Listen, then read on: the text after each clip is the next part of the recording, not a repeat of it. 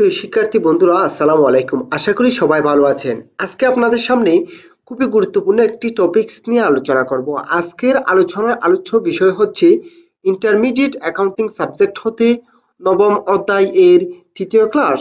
আমার অনলাইন ক্লাসগুলো সবার আগে পাওয়ার জন্য আমার চ্যানেলকে সাবস্ক্রাইব করুন, লাইক করুন, বেশি বেশি শেয়ার করুন। লেটস গো।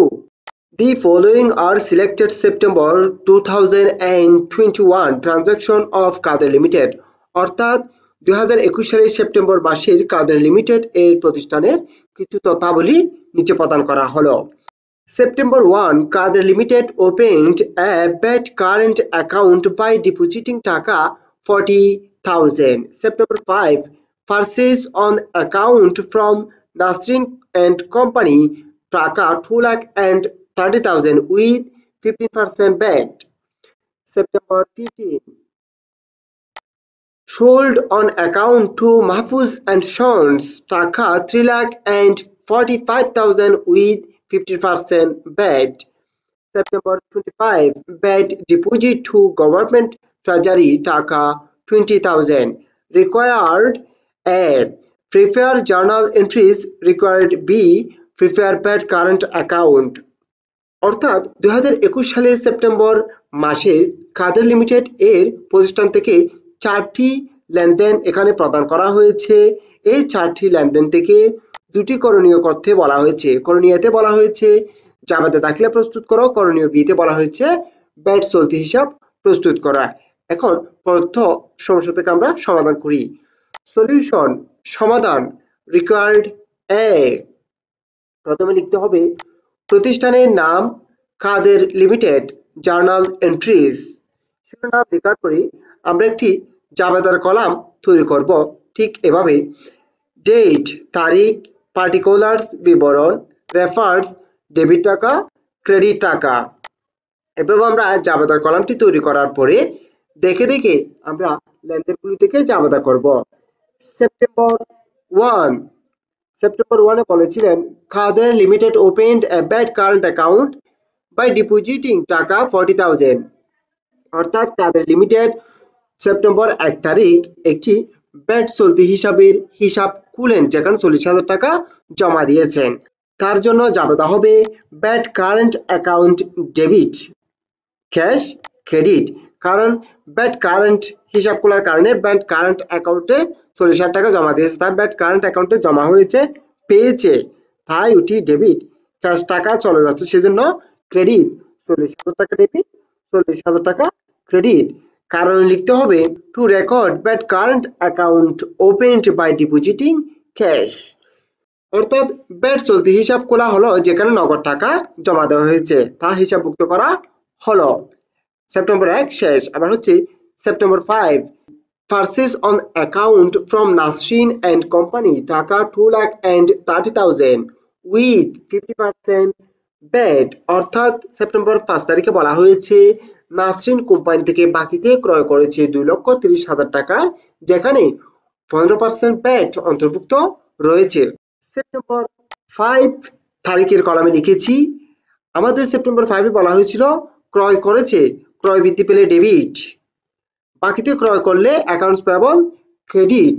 আজকে বলেছে ক্রয়ের মধ্যে উইথ 50% ব্যাট, ক্রয়ের মধ্যে 15% ব্যাট অন্তর্ভুক্ত আছে। ক্রয় ব্যাট ডেবিট হয়, যাকে আমরা ইনপুট ব্যাট বলি, ইনপুট ব্যাট ডেবিট।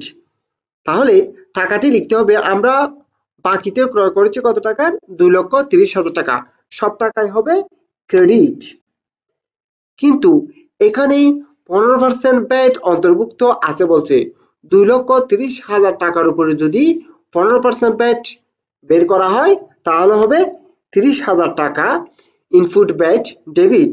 তাহলে প্রকৃত ক্রয় হচ্ছে কত, 2,30,000 টাকা থেকে 30,000 টাকা বিয়োগ করলে 2 লক্ষ টাকা হচ্ছে প্রকৃত ক্রয়। তাহলে কি হলো, ক্রয় হিসাব ডেবিট, ইনপুট ব্যাট হিসাব ডেবিট, অ্যাকাউন্টস পেয়েবল হিসাব ক্রেডিট। কারণ হবে to record purchase on credit with 15% VAT, অর্থাৎ 15% ব্যাট সহ বাকিতে ক্রয় হিসাবভুক্ত করা হলো। আমার সেপ্টেম্বর 5 শেষ। আবার হচ্ছে September 15, sold on account to Mahfuz and Sons টাকা 3,45,000 with 15% ব্যাট। অর্থাৎ সেপ্টেম্বর 15 তারিখ বলা হয়েছে মাহফুজ অ্যান্ড সন্স লিমিটেডকে 3,45,000 টাকার পণ্য বিক্রয় করেছে, যার মধ্যে 15% ব্যাট অন্তর্ভুক্ত রয়েছে। সেপ্টেম্বর 15 লিখেছি, সেপ্টেম্বর 15 তারিখে বলেছে বাকিতে পণ্য বিক্রয় করেছে। তাহলে বাকিতে পণ্য বিক্রয়ের কারণে দেনাদার সৃষ্টি হয়। অ্যাকাউন্টস রিসিভেবল ডেবিট, বিক্রয় আয়, আয় বৃদ্ধি পেলে ক্রেডিট, সেলসকে ক্রেডিট করেছি এবং যার মধ্যে বলা হয়েছে যে 15% ব্যাট অন্তর্ভুক্ত রয়েছে। তাহলে বিক্রয় ব্যাটকে বলা হয় output bat, output bat credit হয়। তাহলে আমার প্রকৃত বিক্রয় হচ্ছে কত? 3,45,000 টাকা, যেটা আমরা ডেবিট করেছি দেনাদার হিসাব দিয়ে। অ্যাকাউন্ট রিসিভেবল 3,45,000 টাকা ডেবিট। তাহলে এই 3,45,000 টাকার উপরে যদি 15% ব্যাট নির্ণয় করা হয়, তাহলে 45,000 টাকাকে আউটপুট ব্যাট ক্রেডিট হয়। তাহলে প্রকৃত বিক্রয় হচ্ছে 3,45,000 টাকা থেকে 45,000 টাকা বিয়োগ করলে 3 লক্ষ টাকা প্রকৃত বিক্রয়। দেখুন, বাকিতে বিক্রয়ের কারণে অ্যাকাউন্ট রিসিভেবল ডেবিট, সেলস আয় বৃদ্ধি পেলে ক্রেডিট, বিক্রয় ব্যাটকে আউটপুট ব্যাট বলা হয় এবং আউটপুট ব্যাট ক্রেডিট হয়, সেজন্য আউটপুট ব্যাটকে ক্রেডিট করেছি। এখানে পারচেজ ব্যাটকে ইনপুট ব্যাট বলা হয়, সেজন্য ইনপুট ব্যাটকে আমরা ডেবিট করেছি। সেলস ব্যাটকে আউটপুট ব্যাট বলা হয়, আউটপুট ব্যাটকে আমরা ক্রেডিট করেছি। কারণ লিখতে হবে to record sales credit with 15% VAT, অর্থাৎ 15% ব্যাট সহ বাকিতে বিক্রয় যা হিসাবভুক্ত করা হলো। আমার সেপ্টেম্বর 15 শেষ। আবার হচ্ছে September 25 bat deposit two government treasury টাকা 20,000। সেপ্টেম্বর 25 তারিখে বলা হয়েছে সরকারি কোষাগারে 20,000 টাকা জমা দেওয়া হয়েছে, অর্থাৎ ব্যাট চলতি হিসাবে 20,000 টাকা জমা দেওয়া হয়েছে। September 15 bat current account debit, bat current অ্যাকাউন্টে জমা দেওয়া হয়েছে, সেজন্য ব্যাট কারেন্ট অ্যাকাউন্ট ডেবিট, নগদ টাকা চলে যাচ্ছে সেজন্য ক্যাশ অ্যাকাউন্ট ক্রেডিট।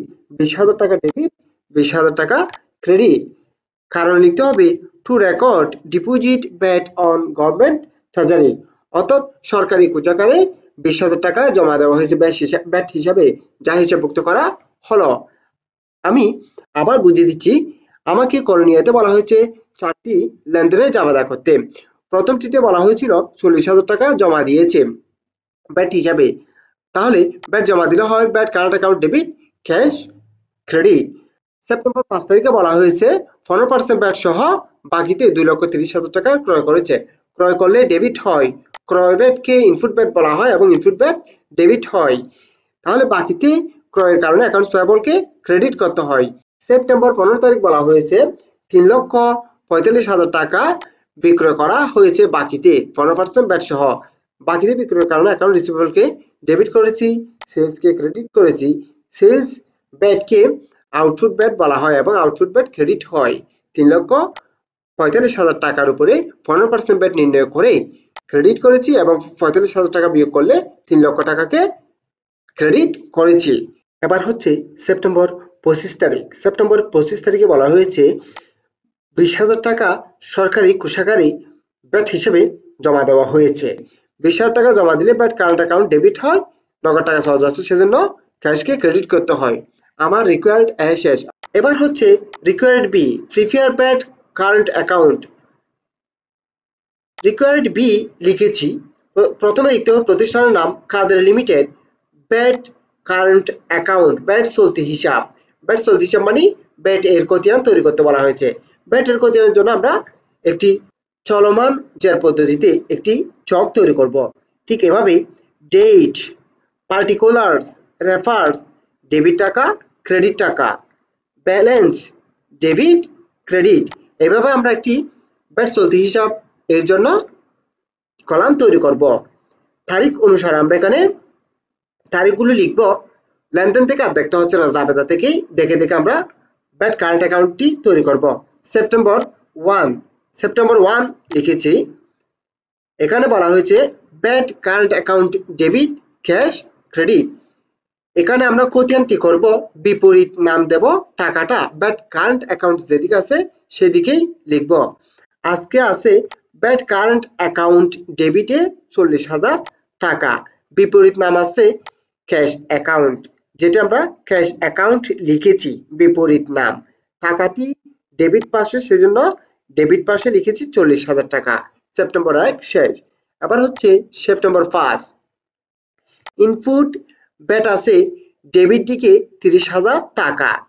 বিপরীত নাম আছে অ্যাকাউন্টস পেয়েবল, সেজন্য এখানে লিখতে হবে সেপ্টেম্বর 5 তারিখে অ্যাকাউন্টস পেয়েবল বিপরীত নাম, টাকাটি লিখতে হবে ব্যাট 30,000 টাকা ডেবিট দিকে আছে, ডেবিট দিকে। এই 40,000 টাকাটি ব্যালেন্স ডেবিটের কলামে বসবে। এই 30,000 টাকা 40,000 টাকার সাথে যোগ হয়ে 70,000 টাকা হলো।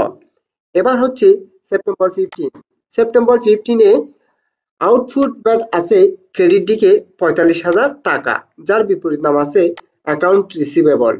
তাহলে দেখুন সেপ্টেম্বর 15 বিপরীত নাম লিখলাম অ্যাকাউন্ট রিসিভেবল। টাকাটা লিখতে হবে ব্যাট কারেন্ট অ্যাকাউন্ট যেদিকে আছে সেদিকে। আজকে আউটপুট ব্যাট আছে 45,000 টাকা ক্রেডিট দিকে, তাই আমরা টাকাটি ক্রেডিট দিকে লিখেছি। ডেবিট থেকে ক্রেডিটের টাকাটা বিয়োগ যাবে এবং ডেবিটের সাথে ডেবিট যোগ হবে। 70,000 টাকা ডেবিট ব্যালেন্স ছিল, ওখান থেকে যদি 45,000 টাকা ক্রেডিট ব্যালেন্স বিয়োগ হয় তাহলে ডেবিট ব্যালেন্স থাকবে আর 25,000 টাকা। সেপ্টেম্বর 15 শেষ। সেপ্টেম্বর 25 তারিখ ব্যাট কারেন্ট অ্যাকাউন্ট ডেবিট আছে 20,000 টাকা, ক্যাশ অ্যাকাউন্ট ক্রেডিট আছে 20,000 টাকা। তাহলে নামটি লিখতে হবে বিপরীত। সেপ্টেম্বর 25 তারিখ ক্যাশ অ্যাকাউন্ট লিখেছি, টাকাটি লিখতে হবে ব্যাট কারেন্ট অ্যাকাউন্ট ডেবিট দিকে আছে, সেজন্য ডেবিট দিকে। পূর্বে থেকেই ডেবিট ব্যালেন্স ছিল 25,000 টাকা। এই 25,000 টাকার সাথে যদি ডেবিটের 20,000 টাকা যোগ করা হয় তাহলে হবে 45,000 টাকা। আমি আবার বুঝিয়ে দিচ্ছি, খতিয়ান করতে নামটি হবে উল্টো পাশের। যেমন আমি 1 তারিখে বলতেছি ব্যাট কারেন্ট অ্যাকাউন্ট আছে ডেবিট, ক্যাশ আছে ক্রেডিট, তাহলে নামটা বসবে ক্যাশ। বিপরীত নামটা টাকাটা হবে ব্যাট কারেন্ট অ্যাকাউন্ট যেদিকে আছে সেদিকে, ডেবিটের টাকা ডেবিটে। এবং এখানে ডেবিটের সাথে ডেবিট যোগ করতে হবে, ক্রেডিটের সাথে ক্রেডিট। ডেবিট থেকে ক্রেডিট বিয়োগ যাবে, ক্রেডিট থেকে ডেবিট বিয়োগ যাবে। এখন আমার দুটি সমস্যাই শেষ হয়েছে। আশা করি প্রদত্ত ক্লাসটি আপনারা খুব ভালোভাবে বুঝতে পেরেছেন। যদি ভালোভাবে বুঝে থাকেন, আমার অনলাইন ক্লাসগুলো সবার আগে পাওয়ার জন্য আমার চ্যানেলকে সাবস্ক্রাইব করুন, লাইক করুন, বেশি বেশি শেয়ার করুন। সুস্থ থাকুন। আসসালামু আলাইকুম।